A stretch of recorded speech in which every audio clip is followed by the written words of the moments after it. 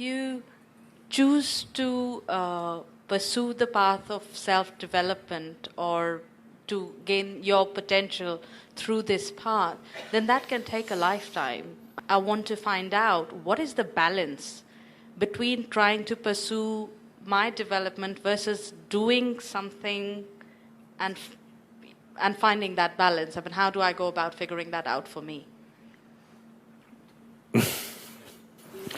Was that clear? No. Yes, yes. Okay.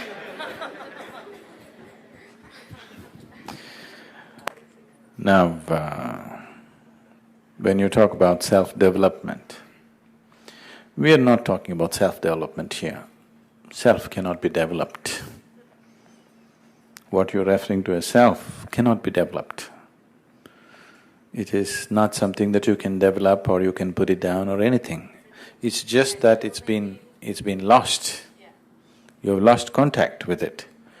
So getting in touch with it, in case it takes a lifetime, in case, not necessarily in case it takes a lifetime, how much time do I give for that and how much time to do other things? What are the other things you do?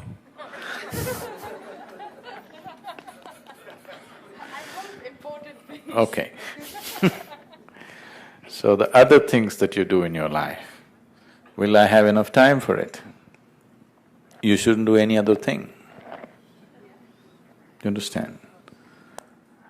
Everything that you do should be towards enhancing your own nature. Now, you're doing family, you're doing work, all these things you're doing, everything can be used as a spiritual process.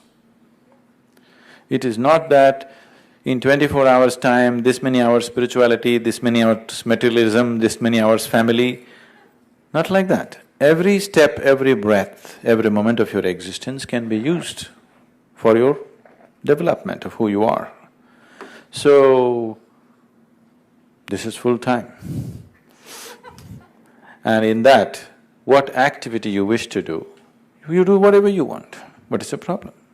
Because what we are talking about is of inner nature. What the other things you're talking about, external, isn't it? So whatever you're doing, you're using everything as a process of growth. Everything. So, this does not mean doing yoga, does not mean morning yoga, evening yoga, rest of the time you do stupid things, no. It's 24 hours yoga, only yoga, nothing else but yoga. Whatever you do, you make it into your yoga. Every single act in your life, you make it into your process of growth. Only then it'll work. Part-time spirituality doesn't work. Now, will this take me away from this or that? Not necessarily, not at all, because millions of people who have done the program are all people who are involved in variety of activity. Just a handful of people are full-time into it, because some people need to do it full-time. Yes? Suppose I also pursued some other profession and, only in my vacation I thought inner engineering, you wouldn't be here today, isn't it? Yes? So few people take it up full-time because they see that's their choice, they want to do that.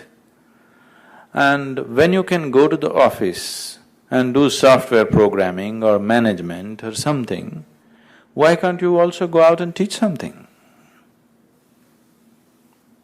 It's not that you have to take it up, I'm saying for an individual person, what is the problem? Somebody chooses that.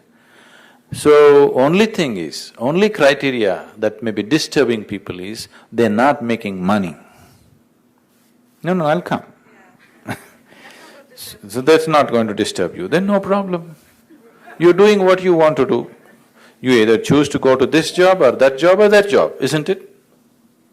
So, with Isha Yoga, if you come, instead of working 5 days a week, you'll end up working 7 days a week. That's the great change that you'll have, because you experience your whole life as a vacation. You learn to experience your work as vacation, then you're always on vacation. So, will this take me away from something? This doesn't take you away from anything, it enhances your life. But if you choose to get you… After some time you will retire from your job, isn't it? When you retire, it's a question of your choice, isn't it so? Somebody goes out fishing, somebody goes out meditating, somebody goes out dancing, somebody goes out drinking. It's individual choices they're making, isn't it? Right now, unfortunately, people like you, yes, who are… see, because most of you, I'm telling you, you're only first or second generation of educated people in your this thing.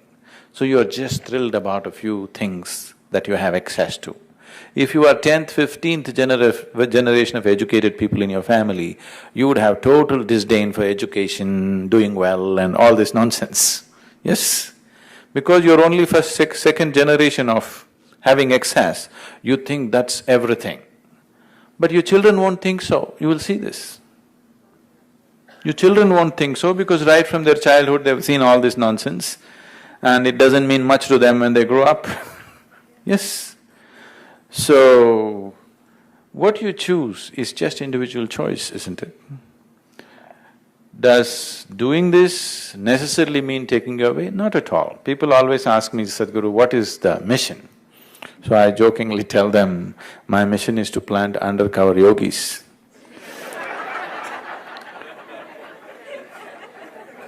So today I can very proudly say, I have planted many people who are in peak of yogic experience, but they're managing banks, they're managing corporations, they're housewives, they're all undercover yogis. Understand? They're not dressed like yogis, they don't look like yogis, but they're all… experientially they're very much yogis, but undercover.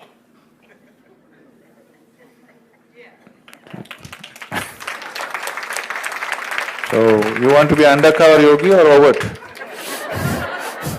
Undercover, okay, that's fine. That's my mission too.